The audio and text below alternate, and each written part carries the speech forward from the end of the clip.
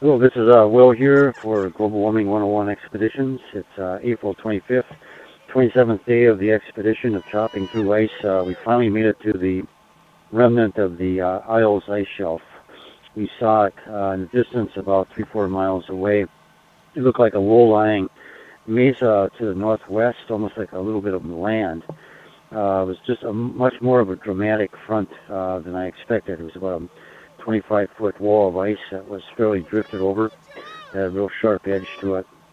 And it's almost, to me, it was almost like a little bit like a Jules Verne science fiction movie, because this thing was not does not belong here. And the pack ice, it was kind of a comparison of the pack ice, and then we skied up onto the drifts onto the Isles itself. It was like going from the sea ice, pack ice, up to an ice cap. It was real flat, windswept. Definitely a different type of an environment. And right underneath us at the moment is Ayles, roughly 10,000 years old, and an average depth of something like 40 feet of ice, old ice. It's an ice shelf, or once was an ice shelf, that's now broken off. It's an ice island at the moment. It's kind of one of the last remaining ice islands. Most of the other big ones, T1 through 3, some of the other fun ones all broke off a long time ago, kind of in the 50s, 60s, and 70s, floated around the Arctic Ocean and eventually disintegrated. So it's pretty rare to have an ice island left over at the moment. This one has drifted, unlike most of the other ones that have drifted into the Arctic Ocean, this one's drifted down into the islands of northern Canada, which makes it slightly different.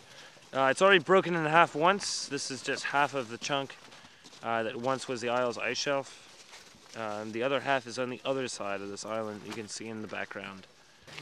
No, it's nice, but it's sad in the same way. It shouldn't really have been here. But it's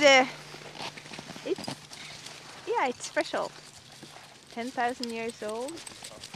Well, this is one of the Isles, or remains of the Ayles Ice Shelf, named after Adam Ayles, who was a young team member on the Nares expedition in the 1875-76, which is a big Royal Navy expedition.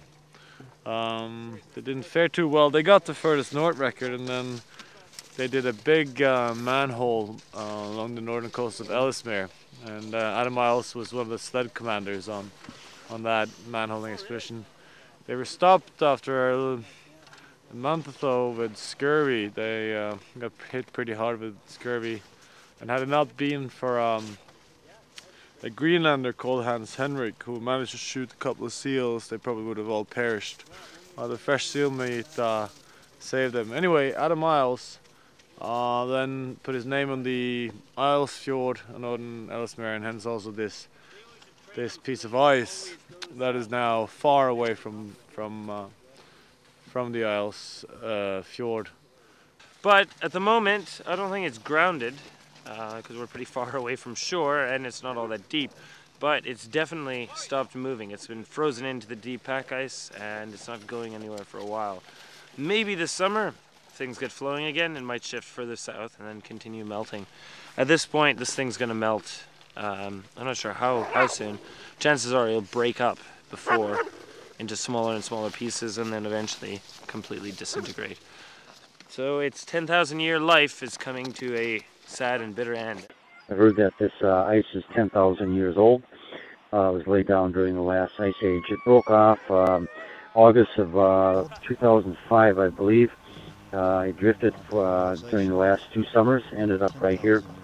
It'll eventually disintegrate. It was the size of Manhattan when it broke off. I think it's probably, judging from the size of it, this might be 2/3 of that size. We'll know more tomorrow. We're going to dog sled across it. It looks like to the northwest is the longest axis of it. We can't see pack ice in that direction, but we're camped on the southeast side of the ridge. Right, ridge is right above us here. We're doing some ice climbing on it this evening. We're in a leeward shelter of the wind, the northwest wind that's blowing over the top here, so we have a very nice sheltered camp today. So this is one of a big landmark for us on the expedition.